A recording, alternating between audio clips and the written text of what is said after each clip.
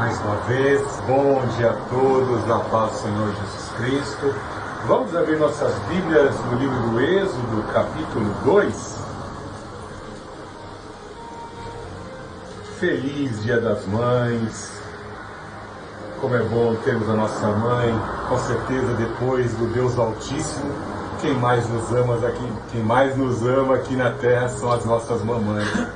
Desejo a todas as mamães um feliz dia, a paz do Senhor Jesus Cristo, sucesso e vitória nas orações, força e revigoramento na esperança, pois eu creio que toda mamãe deseja o melhor para a sua família, seus filhos ao seu lado, a família reunida. Que hoje, em nome do Senhor Jesus Cristo, essa bênção esteja presente aí na tua vida, mamãe. Seja revigorada pelo poder de Deus, né? Em nome do Senhor Jesus.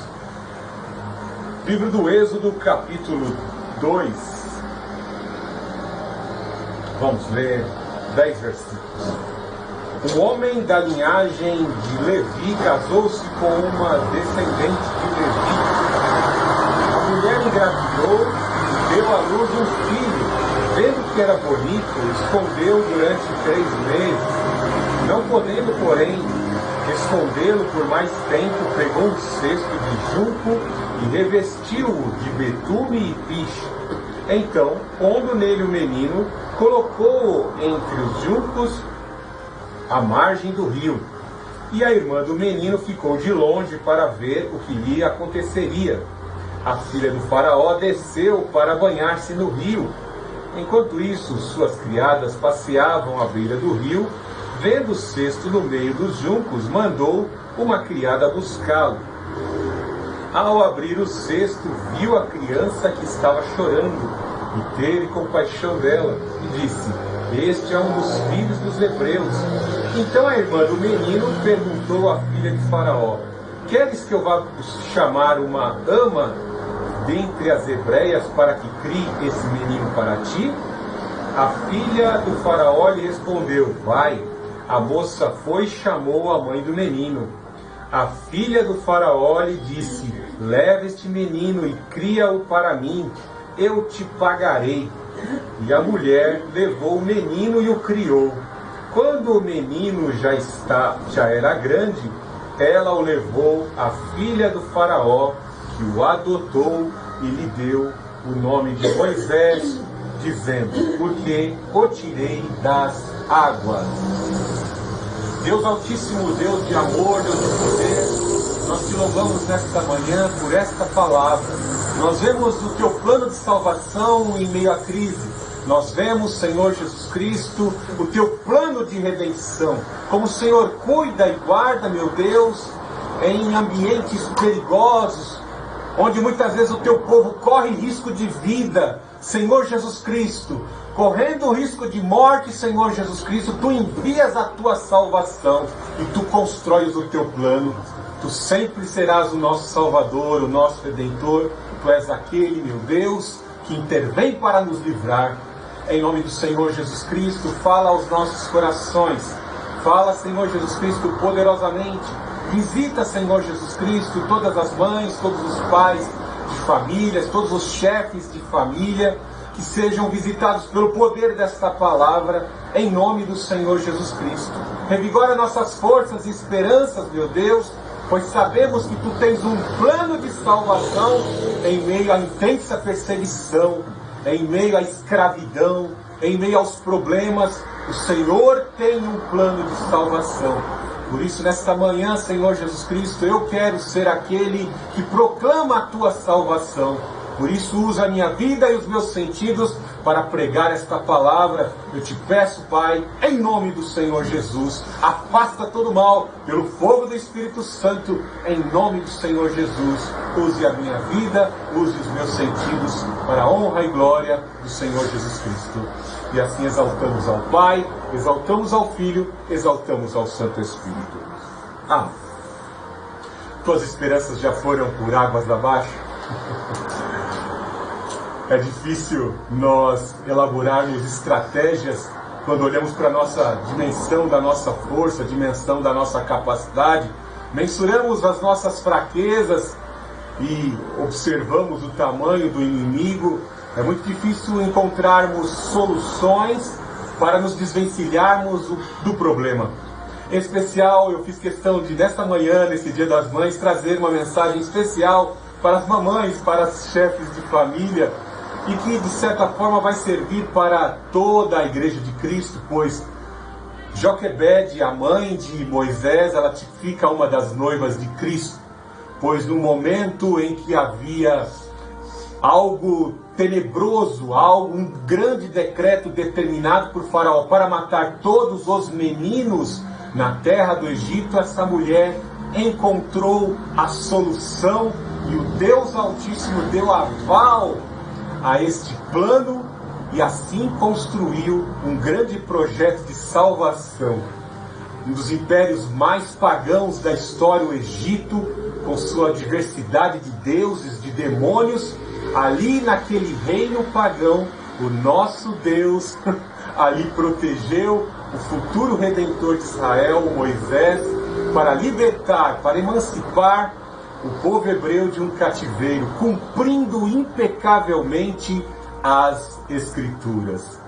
Mais uma vez eu te faço um questionamento: teus planos, teu projeto foram por águas abaixo? Você está desiludido com essa pandemia que assim foi disseminada? Qual o nível da tua esperança? Você ainda continua confessando, mesmo diante da perda, mesmo diante do luto, que Jesus Cristo é o Senhor, que Ele é a ressurreição e a vida? Você continua crendo que o Senhor Jesus Cristo o ressuscitará dentre os mortos e ressuscitará dentre os mortos os teus entes queridos, aqueles que faleceram? Eu creio que eu vou me encontrar com o meu Pai na glória. Eu creio que a Deus tudo é possível. Quando meu pai faleceu no começo do ano, uma palavra me foi revelada: mas a Deus tudo é possível. Nós olhamos para muitas pessoas e às vezes dizemos: essa não tem salvação. Mas a palavra revelada que veio do coração de Deus para a minha vida é: para Deus tudo é possível. Nosso Deus tem uma forma de tratar nos últimos meses, nas últimas semanas e no último instante de vida das pessoas, assim como tratou com aquele criminoso arrependido ao lado do Senhor Jesus na cruz do Calvário. O nosso Deus pode salvar e nós teremos muitas surpresas no dia glorioso da sua vinda, quando assim nos encontrarmos com Ele nos altos céus e assim estaremos para sempre com o Senhor. Veja que situação Joquebede se encontrava, né? Vemos aqui uma mulher da linhagem de Levi, dos levitas, que futuramente seriam, quando a nação de Israel fosse reorganizada como nação, seria uma linhagem de sacerdotes, alguém que levaria o aparelho religioso, o aparelho espiritual, moral da nação de Israel em seus ombros. Vemos aqui deste casamento, da união de Levi, de Anrão, o pai de Moisés, e Joquebede, nascer Moisés.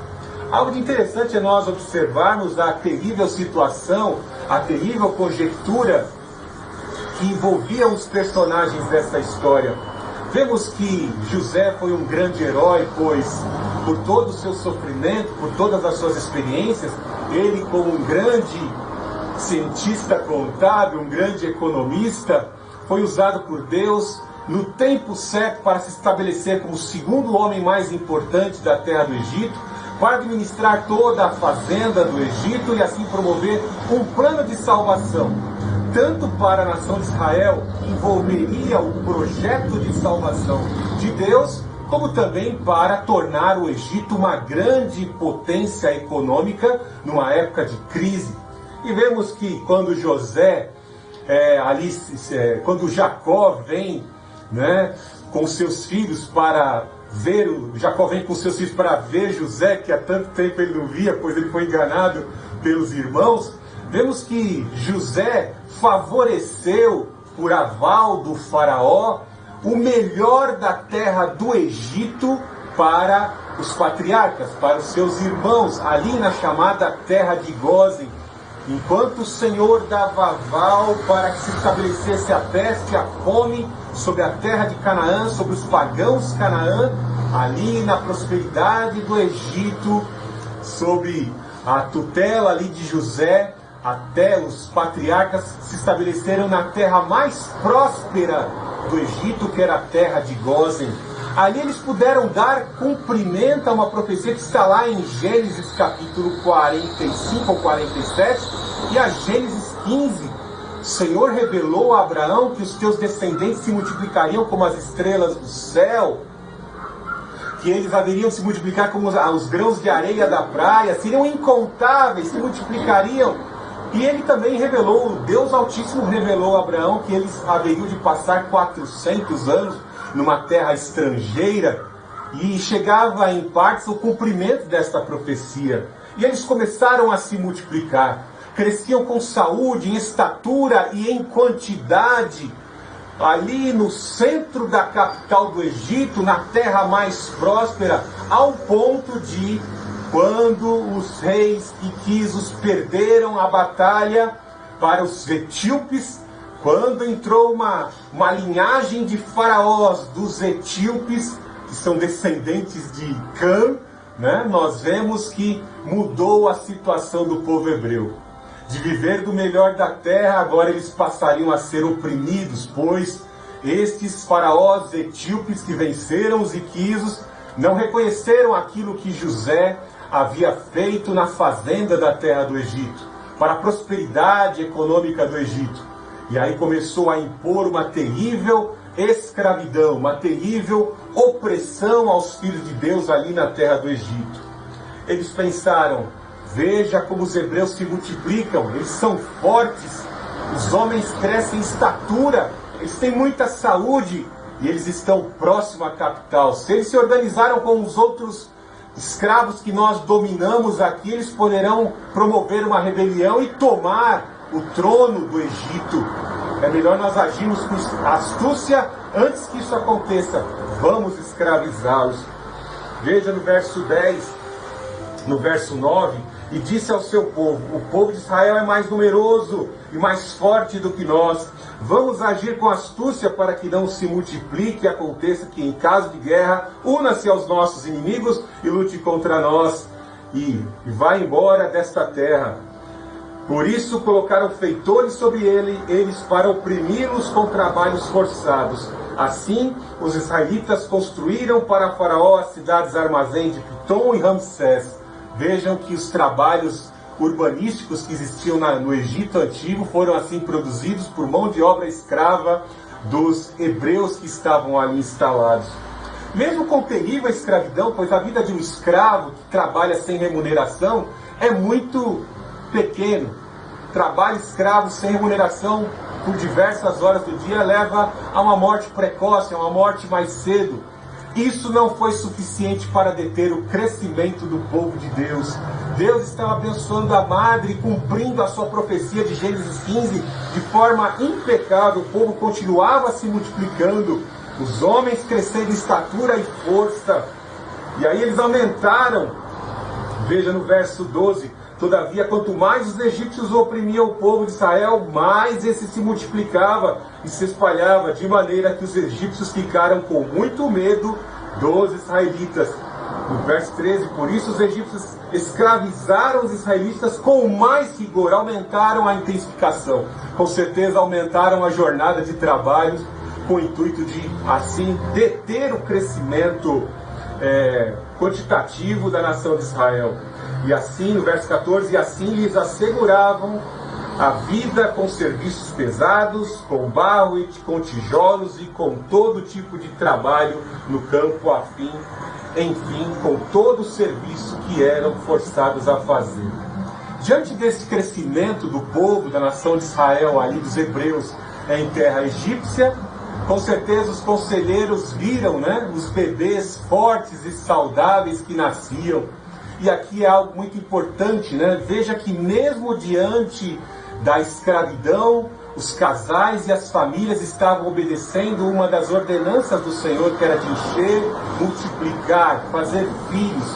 A instituição familiar, mesmo diante da escravidão naquela terra pagã, o povo de Deus estava empenhado em obedecer às ordenanças da lei oral, de unir em família, a união de homem e mulher, das tribos e das clãs de Israel e constituírem família em meio à escravidão. Às vezes nós, como famílias cristãs, muitos casais, eu conheço até alguns testemunhos, até algumas alunas aqui do seminário que ficaram grávidas nesse período em que nós estamos atravessando, o período desta pandemia. Muitas pessoas ficam um tanto que receosas em aumentarem as suas famílias. Primeiro, que o custo de vida em épocas de crise é muito difícil. Pensamos seriamente em aumentar a família, aumentar custo. Se tem coisas que nós aqui nessa terra jamais nos livraremos enquanto vivemos, é de pagar impostos. Então não pense que as coisas amenizarão, as coisas não amenizarão. Os impostos agregados sobre todos os produtos que consumimos aumentam as dificuldades para sobrevivermos nessa terra. Trabalhamos muito para pagar imposto, não é? Trabalhamos 5 meses do ano, de janeiro a maio, só para pagar impostos. Dos 13 salários que recebemos ao ano, 5 são para pagar imposto. Estamos receosos também, como eu disse, quando vem mais um para a família, quando surge uma gravidez indesejada. Mas a ordenança do Senhor nós podemos ver em cumprimento aqui em Êxodo 1 e 2, é que o povo de Deus continuava aumentando as suas famílias, mostrando que Deus vai cuidar. Um amigo meu viajou para uma terra distante e ele tinha uma série de receios, né? Quando houve, no período daquela pandemia de macro e microcefalia, nasceu a filhinha dele, né? E ele ficou tanto que apreensivo. Ai meu Deus, minha mulher não podia ter ficado grávida agora. A menina está aí, grande, forte, e ela não foi acometida com aquelas doenças de macro e de microcefalia. Deus prometeu, Deus cuida dos seus filhos, e nem que aconteça um infortúnio de uma criança nascer com alguma necessidade especial, alguma deficiência, o nosso Deus prometeu cuidar. O nosso Deus prometeu cuidar de seus pequeninos, da sua igreja. O nosso Deus envia o Rei Jesus, para salvar a humanidade. O nosso Deus envia o Rei para ir ao encontro de Mefibosete, o herdeiro lá em Lodebar, na região dos excluídos, nas regiões dos miseráveis. Portanto, não tema, o nosso Deus envia o seu filho para ir de encontro. Então, mamãe, não fique temendo, não fique receosa. O nosso Deus já preparou escape. Veja que em meio à escravidão, a toda essa opressão das crianças mesmo já nascendo sem perspectiva, nascendo ali na perspectiva de serem escravos, havia uma remanescente firme e fiel, com certeza, desses levitas aqui, de algumas mulheres, com certeza também da tribo de Efraim, né? Havia a promessa de um Redentor, havia uma promessa que era difundida entre os anciãos que tinham a responsabilidade de transmitir para os filhos e os filhos para os netos, e assim sucessivamente, de que haveria de vir um Redentor, uma espécie de Messias, protótipo do Senhor Jesus Cristo, tipo humano do Senhor Jesus Cristo, para resgatá-los daquela terra estrangeira. Assim estava essa profecia lá em Gênesis 15. Em meio à escravidão, nosso Deus desenvolve um plano de salvação. Toda e qualquer situação, a perda da sua empresa, a perda do seu empreendimento, a perda do seu emprego, não tem problema, o nosso Deus vai entrar com provisão. Aqui a remanescente cristã Filadélfia é um testemunho vivo de como o Senhor tem cuidado no meio da pandemia, no meio da crise. O Senhor envia, o Senhor dá ordem, Salmo 147, aos seus anjos. Você dá ordem aos anjos, imagina os espíritos, sendo o Pai dos espíritos, Criador de todas as coisas. Ele dá ordem e as criaturas obedecem. Creia, Deus está no controle nesse teu período de gestação, mamãe. Deus está no controle, papai, chefe de família. O nosso Deus prometeu cuidar de nós. Vemos agora a estratégia, com certeza, pelo conselho dos agentes do diabo ali na terra do Egito. Como eu disse, uma terra pagã, repleta de deuses demoníacos, que muito em breve seriam derrotados ali. Deram um conselho para ver o terrível genocídio de matar todos os meninos.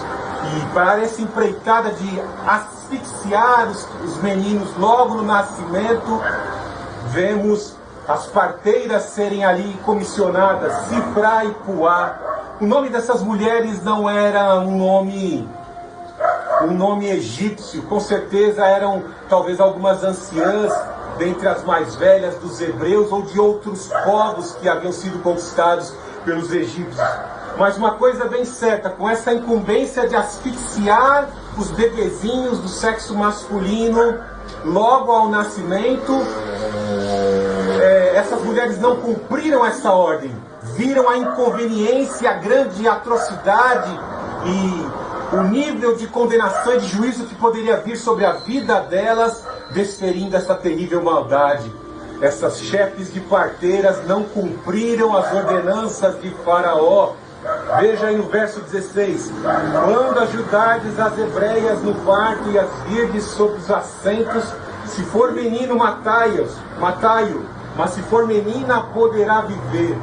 Veja que estratégia diabólica, tentar destruir a identidade cultural e nacional e religiosa do povo hebreu.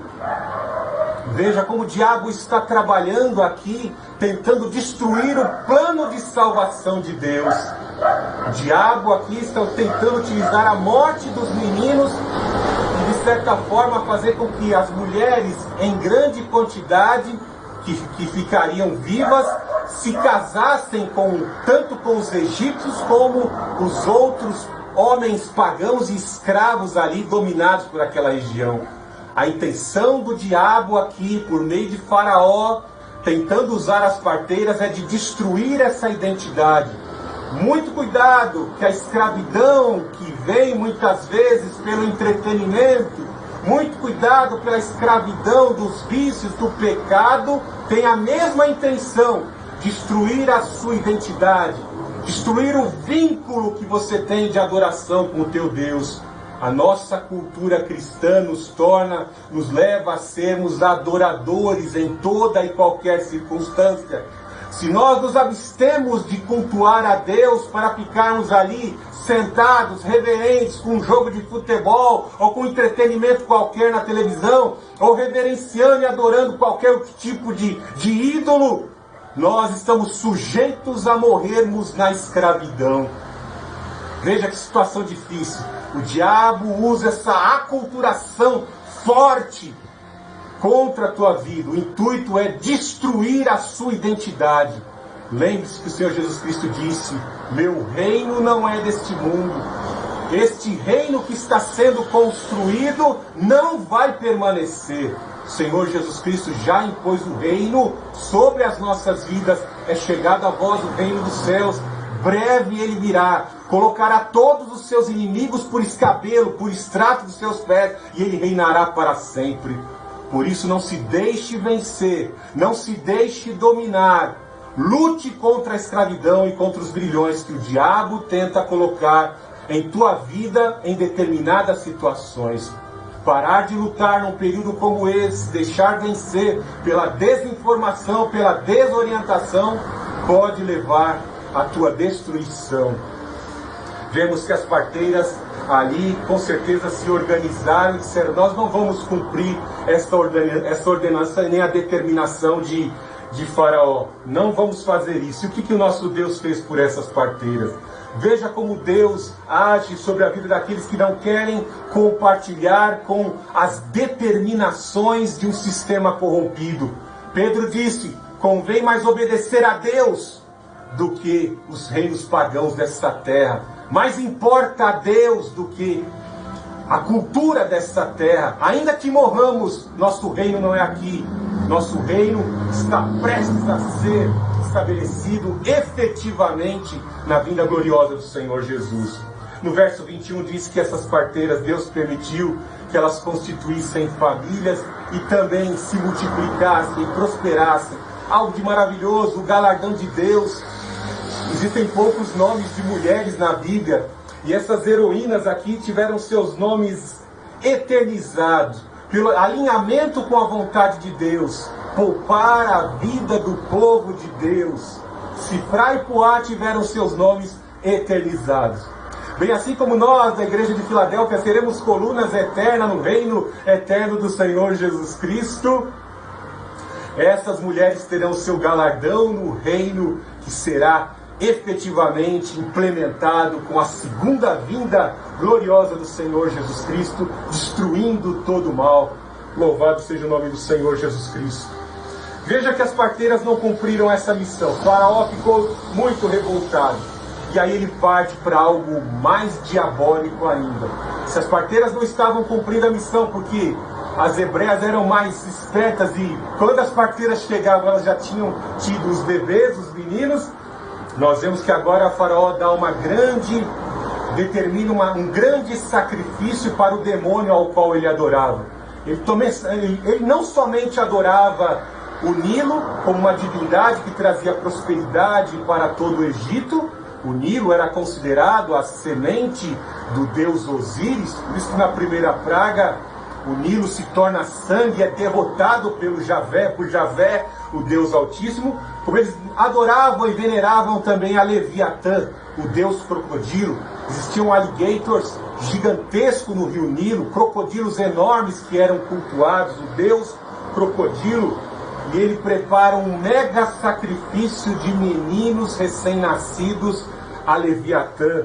Ordenou que todos os meninos fossem jogados no rio para serem devorados pelos Leviatã, pelos crocodilos. Diante dessa determinação, note que a pressão vai aumentando, a escravidão, a intensidade da escravidão, asfixiar os meninos logo ao nascimento, e agora um mega sacrifício de exterminar todos os meninos. Como eu disse, as mulheres guerreiras daquela época estavam cumprindo a palavra de Deus, tanto Sifrá como Puá, como Joquebede, nós vamos ter os nossos bebês. Hernandes Dias Lopes costuma dizer, né? Sexo antes do casamento é pecado.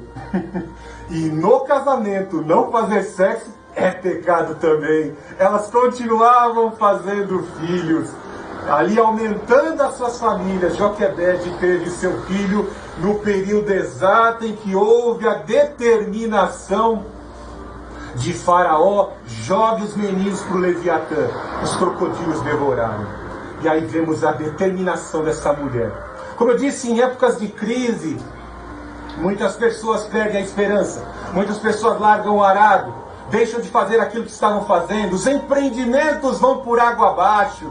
Muitas situações ali difíceis, as pessoas desistem de tudo, abandonam tudo, às vezes negociam até seus valores, se corrompem no estágio de crise econômica, de escassez. As pessoas negociam seus valores, se corrompendo, se tornando igual ao mundo. Pedro ensina a igreja a não deixar, não desistir de fazer o bem, de se parecer com o Senhor Jesus Cristo nas atitudes. Olha que situação difícil. Com certeza Joquebede viu alguns dos meninos, das crianças recém-nascidas ali, serem mortos, serem jogados no Nilo. Mas ela disse: o meu bebê é lindo e o meu bebê não vai morrer. Joquebede era uma mulher muito atenta à realidade à sua volta. Joquebede ensina algo muito importante para a igreja de Cristo nos dias de hoje: estar atento à realidade. Se você agir com fé na época de crise, Deus vai estabelecer um novo caminho. Deus vai estabelecer uma estratégia em época de crise para a tua vida, para que todos vejam. Tá vendo? Ó, fulano desistiu, desceu por água abaixo.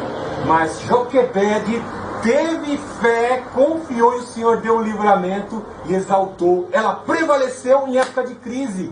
Era novo e fiquei velho, mas nunca viu justo e a sua descendência mendigar o pão. Como é que nós chegamos até aqui? Confiando no Senhor. Ebenezer, até aqui nos sustentou Javé, o Senhor Deus Altíssimo. Ele tem cuidado de nós. Pecamos, falhamos, mas nos lavamos do sangue de Cristo, nos revigoramos no poder do Espírito e avançamos. Essa mulher, Joquebede, da tribo de Levi, falou: ah, meu bebê é lindo, meu bebê não vai ser comida de demônio, de crocodilo nenhum. ela observando a cultura da época, ela prestou atenção, né? Imagina a situação onde muitos meninos eram jogados ali no Nilo para ser devorado pelo crocodilo, e a Hatshepsut, a filha do faraó, era estéril. Olha que situação, né? Não podia ter filho, a Hatshepsut, né? E a Joquebede está ali atenta. Todo dia, naquela data cabalística, descia a filha de faraó com as suas servas, né? As servas andando às margens, né? Tinha os eunucos também que cuidavam ali, né? Toda aquela quantidade de servos, e a Hatshepsut ia lá para dentro das águas do Nilo fazer um ritual. Lembra que eu falei alguns instantes atrás que o Nilo, por trazer toda a prosperidade econômica ao Egito, era considerado o sêmen do deus Osíris. Ali eram realizados, dentro do Nilo, rituais de fertilidade. Se você tem dificuldade de entender o que eu estou falando, basta você olhar para a Índia pagã nos dias de hoje. As pessoas lá não levam as manadas de búfalos para dentro do rio Ganges, não jogam cinzas dos seus cadáveres dentro do rio Ganges, né? As pessoas não fazem rituais esotéricos dentro do rio Ganges. A princesa Hatshepsut, que era estéril, os homens impotentes também, que tinham disfunção, também faziam rituais dentro do Nilo. Manadas de bois eram levadas, de animais, rebanhos para dentro do Nilo. O Nilo levava a irrigação para trazer a fertilidade, a lavoura. Então lá estava Hatshepsut fazendo um ritual contra a sua, tentando vencer a esterilidade por força do seu Deus, da sua divindade, Osíris. E Joquebede prestou atenção. Eu já estou aqui pensando num plano. Ó, e o Espírito Santo dá um insight, dá iluminação e força e vigor à fé daquela mulher. Ela age por antecipação. Note que ela pega um cesto, ela tem que esconder durante 3 meses, porque está vendo lá os soldados capturando os bebezinhos, já levando lá as mães chorando, né? Elas veem as mães ali em rios de lágrimas. Ela vê os soldados pegando os bebês, jogando lá no Nilo, e ela tem que esconder por 3 meses, aí ela age por antecipação. O que ela faz? Ela vai pegar um cestinho, vai revestir esse cestinho, vai impermeabilizar esse cestinho com betume, pinche, vai cobrir lá com um tecido confeccionado por hebreus, né? Para facilitar a identificação. Aí ela coloca o Moisés lá dentro, ó, e coloca ali, já coloca a irmãzinha. Note que ela fala no verso 4 aí, ó. E a irmã do menino ficou de longe para ver o que aconteceria. Note aqui que foi um plano, foi premeditado, foi uma ação premeditada desta mulher diante da crise.